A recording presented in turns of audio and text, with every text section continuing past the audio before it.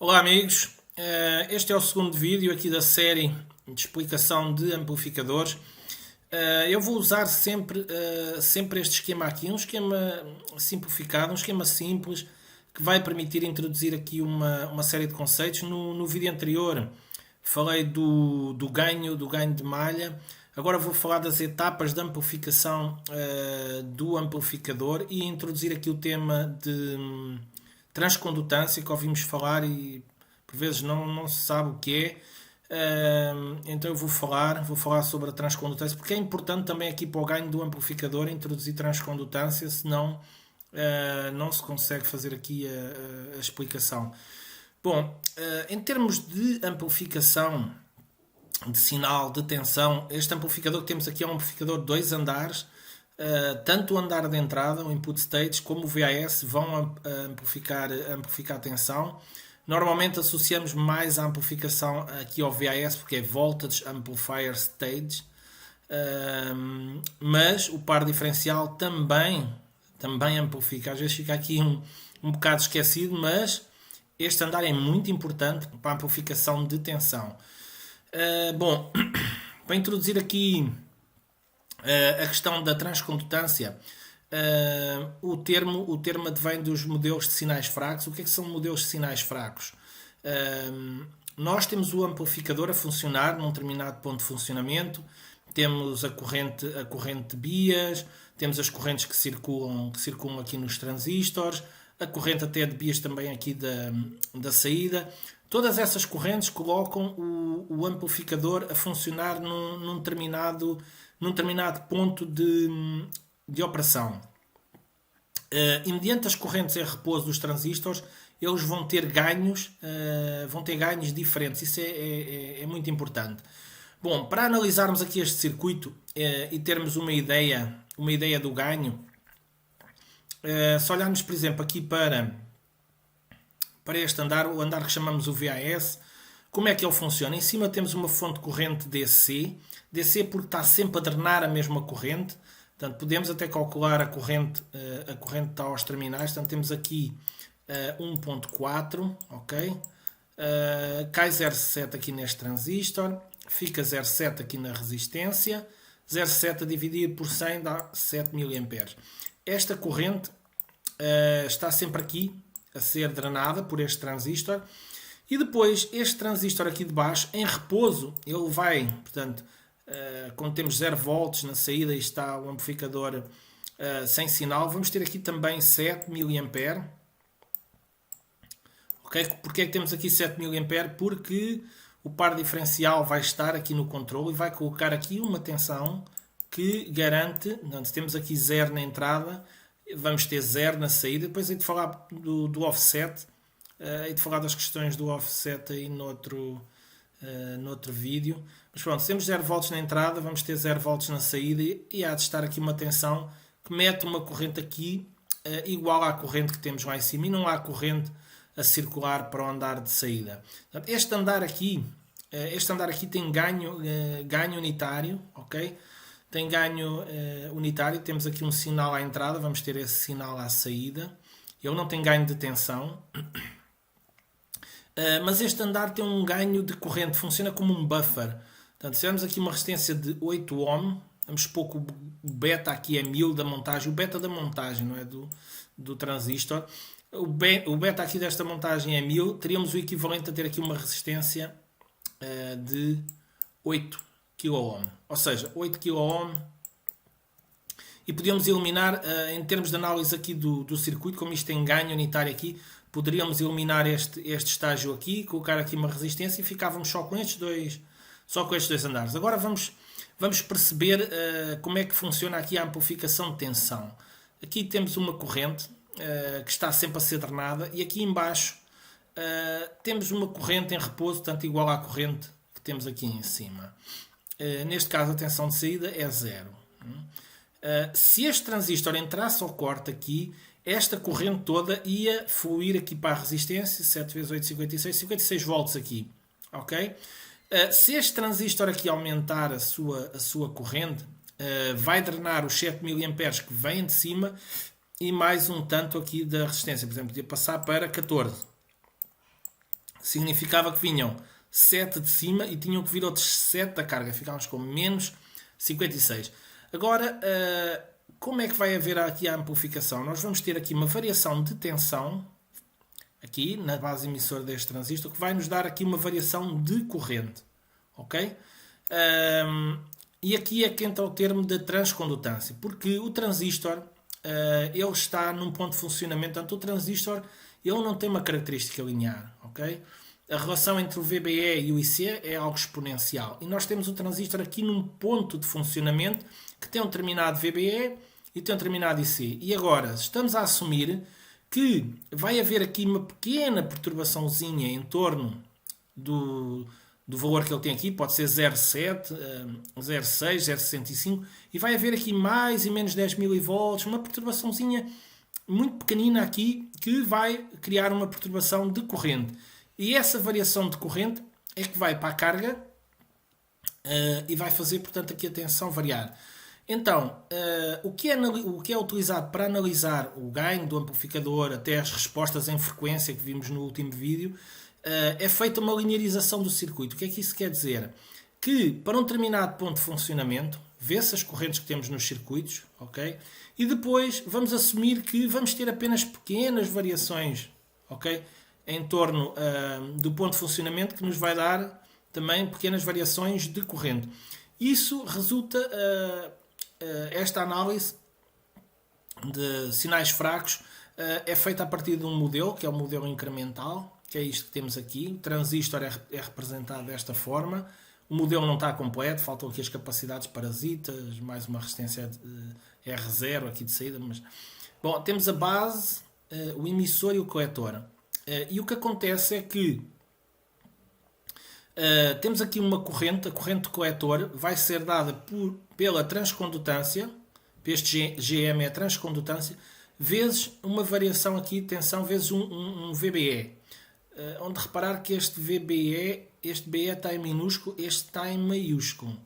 Porque este VBE aqui estamos a assumir que é uma variação, algo AC que está a ocorrer. Portanto, o transistor está polarizado e depois, em cima disso, há aqui uma variaçãozinha, ok?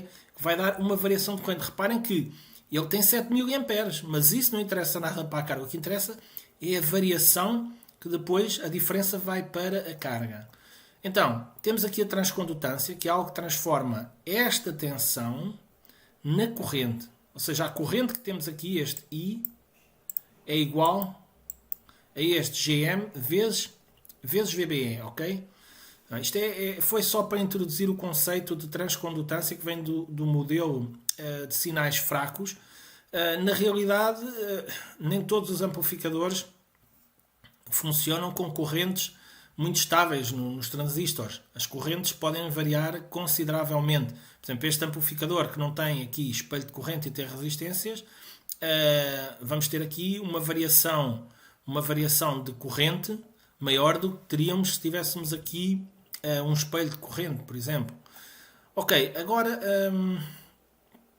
o que é que nós podemos ver aqui em termos de ganho? Eu agora se calhar vou ter que apagar aqui o modelo. Já se percebeu, portanto, a transcondutância é a relação que existe aqui entre a corrente e a tensão, ok? Este GM nos transistores bipolares é dado pela corrente de coletor, ou seja, a corrente que ele tem em DC, no ponto de funcionamento em repouso, a dividir pela tensão térmica, que é 25, 26 mV. Dá-nos o GM. E então os transistores têm um ganho, e o ganho depende da corrente de polarização que eles têm. Era isto que eu queria passar aqui, este conceito de transcondutância. Bom, eu vou ter que apagar agora alguma coisa. Vamos então tentar calcular aqui o ganho, ok?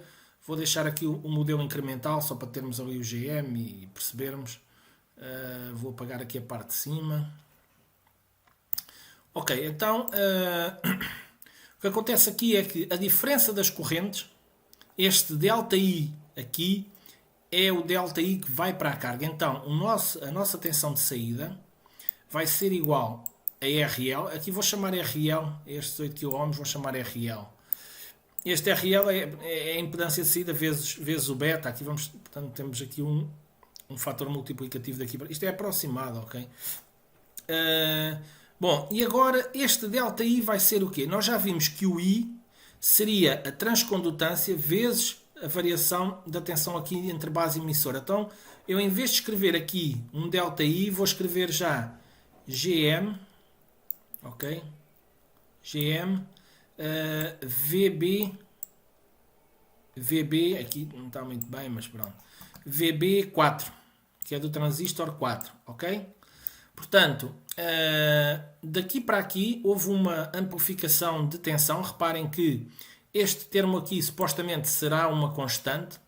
Se a corrente em repouso não variar muito, o GM tem um determinado valor e a resistência também não muda. Portanto, temos aqui um ganho. VO será o RL vezes GM vezes a tensão de entrada, que aqui eu chamei VB4.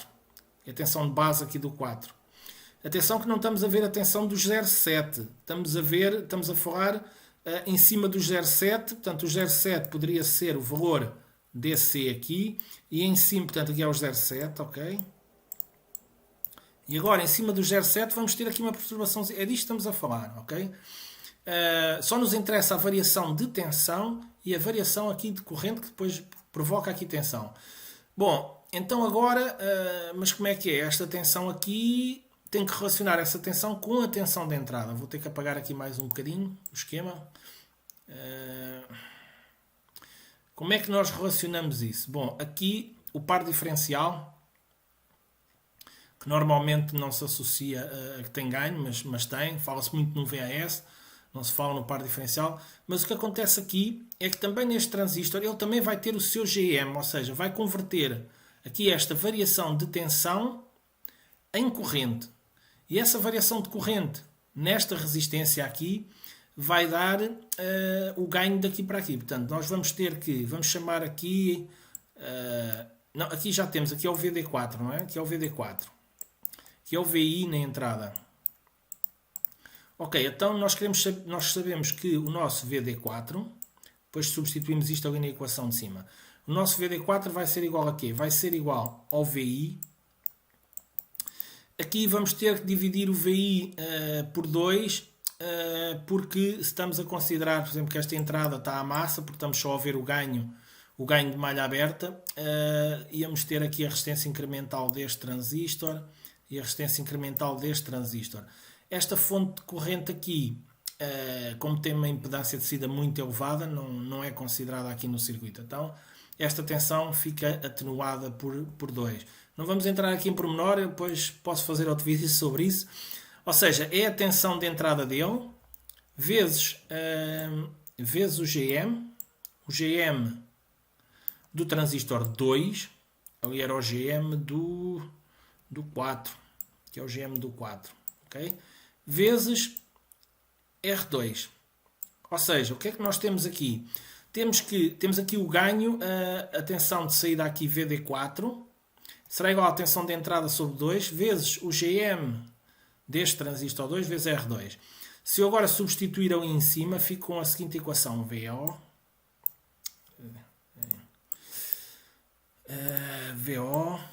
igual a VI sobre 2, ok? Agora, a multiplicar por quê? RL. Agora aqui vamos pôr GM. Aqui temos o GM 4 vezes GM 2. Não vai caber aqui. Vezes R2. Aqui a tangente. R2. Pronto, ok. Este é o nosso ganho. Se nós passarmos o VI aqui para este lado, VO sobre VI, que é o ganho, será RL, GM4, GM2, R2. Bom, isto é o ganho que o amplificador teria em DC. Eu na aula anterior falei sobre o ganho de malha. O amplificador tem um ganho em DC, que é este ganho. Teríamos aqui este ganho. E depois, à medida que a frequência aumenta, o ganho vai caindo. Porquê? Por exemplo, vamos supor que temos aqui uma capacidade parasita daqui para aqui. Ok? E temos as placas de circuito impresso, os próprios transistores. Então, o que é que acontece? Acontece que, à medida que a frequência aumenta, esta impedância aqui vai reduzir fica em paralelo aqui com a resistência e temos aqui uma impedância menor, seria o equivalente a esta resistência aqui, este RL, que na realidade aqui é uma resistência e um condensador, mas pronto, seria aqui uma impedância, baixava o seu valor e o ganho baixava. Como vamos ter capacidades noutros sítios, vamos ter uma capacidade aqui, em paralelo com a resistência, vamos ter capacidades, isto depende do circuito impresso, depende dos transistores, depende de muitas coisas.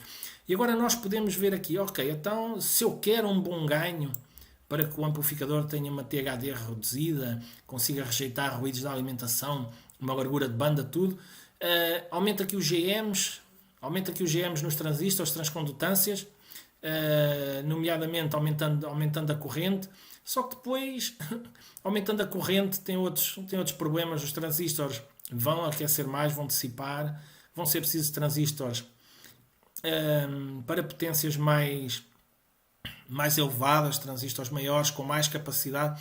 Portanto, isto não é assim, ok? Não funciona assim, é preciso aqui alguma optimização.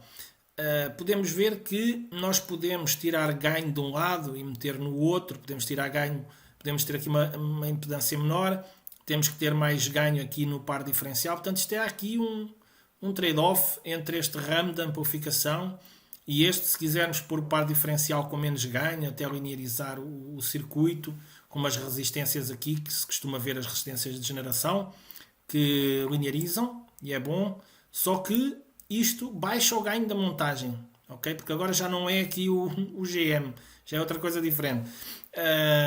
Mas pronto, por exemplo, aqui nesta montagem, só a nível de curiosidade e também para acabar, o que é que nós temos aqui? Reparem que nós já sabemos que neste transistor aqui vamos ter que ter 0,7, ok?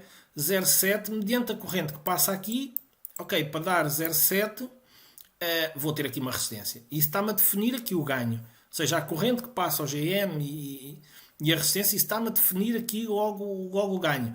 Eu não podia aumentar esta resistência, por exemplo, aumentando o R2 aumentava o ganho. Como é que eu poderia aqui nesta montagem, só aqui uma pequena dica, como é que eu nesta montagem podia aumentar, sem mexer aqui nas correntes do par diferencial? A definição das correntes é algo muito importante, eu não vou falar agora aqui, e também não é fácil em pouco tempo explicar, mas é muito importante. Tem que ver com a otimização dos estágios da amplificação. Bom, como é que eu poderia aumentar aqui o ganho? Por exemplo, aumentando só R2. Eu não posso aumentar R2 porque há uma corrente aqui e eu quero que essa corrente flua metade por cada lado. Ok, podia fluir menos corrente por este lado. Mas aí, se isso acontecesse, por causa de ter aqui, por exemplo, se eu aumentar a resistência, nesta montagem que está aqui, se eu aumentar esta resistência, para os mesmos 0,7 vai passar menos corrente, passa o resto pelo outro lado. Vai ficar desequilibrado, ok? Não é muito conveniente. Então como é que eu poderia fazer isso? Da seguinte forma. Por exemplo, eu chegava aqui a esta montagem, muitos de vós já devem ter visto. Colocava aqui uma resistência, ok? Que, sei lá, calculava aqui de modo com 7 mA, tivesse aqui uma tensão, por exemplo, 0,7 aqui. Seria uma resistência de 100 ohms, igual ao que está lá em cima. Para dar 0,7 também. 100 ohms aqui. E agora colocava aqui um condensador de valor elevado, tipo 100 micros, algo do género, ou 220, uma coisa do género. 100 micros aqui. E o que é que acontece? Esta tensão que de antes era 0,7, ok? Agora vai passar para 1.4. Porquê? Porque vai ficar 0,7 aqui na resistência. Então passou para 1.4. Se passa para 1.4, para a mesma corrente eu posso passar esta resistência para o dobro, tipo 4.7 K, ou uma coisa assim do género, de um lado e do outro. Convém estar igual dos dois lados. Depois hei de falar aí no próximo vídeo sobre offset. Estas coisas são importantes para o offset também. E agora aumentei o ganho. Reparem como eu aumentei o ganho. Aumentei só R2. Portanto, aumentei o ganho do amplificador. Mas em alta frequência para manter, porque esta resistência aqui na realidade ia reduzir o ganho deste transistor. Porque está aqui no emissor. Então, para que em alta frequência, quando falamos de alta frequência, é em AC, pronto, a partir de 20 Hz a 20 kHz, nós queremos ter aqui um curto-circuito. Então, este condensador tem uma impedância muito baixa, desde 20 Hz a 20 kHz, e vai fazer um curto a esta resistência. É como se ela não estivesse cá. Ela só está aqui em DC para eu levar este nó e eu poder colocar aqui uma resistência maior. Ao colocar aqui uma resistência maior, eu mudei o ganho do meu circuito. Reparem como uma coisa tão simples pode mudar completamente o funcionamento do circuito. Ok? Bom, eu se calhar hoje vou ficar por aqui. Já falei da transcondutância. Ok? O transforma tensão em corrente. Ok? Falámos aqui sobre os ganhos. Importante, não é só o VAS que amplifica, o par diferencial também amplifica. É esquecido, muitas vezes não se fala, mas o par diferencial amplificam. Ok? É o conjunto dos dois que dá o ganho do amplificador. Depois, uma coisa muito importante é a redução destas capacidades parasitas. Okay? Porque quando nós temos muita capacidade parasita, vamos ter que limitar a largura de banda do amplificador para que ele não fique instável. E isso vai acontecer para frequências tipo, sei lá, 30 kHz. E nós já sabemos que precisamos de uma frequência um bocadinho acima para que o amplificador tenha boas características. Então a melhor coisa é reduzir tudo o que são capacidades parasitas que existem nestes nós. O circuito impresso aqui é muito importante. Os transistores que nós escolhemos convém ser transistores de boa qualidade. Lá está, não pode depois, a corrente não pode ser muito elevada. Isto ainda é complexo. Mas pronto, basicamente era isto que eu vos queria passar. Falar aqui um bocadinho sobre os ganhos. Temos ganho no par diferencial, temos ganho no VAS, ok? Este andar é importante do ponto de vista também do ganho, porquê? Porque é ele que define a impedância aqui, e essa impedância, este RL, entra aqui nas contas do ganho, ok? É muito importante, mas ele não tem ganho de tensão, mas é importante porque ele é que define a impedância aqui, de certo modo, ok? Portanto, é muito importante aqui assim. E pronto, amigos, basicamente é isto. Hoje ficamos por aqui. Um grande abraço, até à próxima.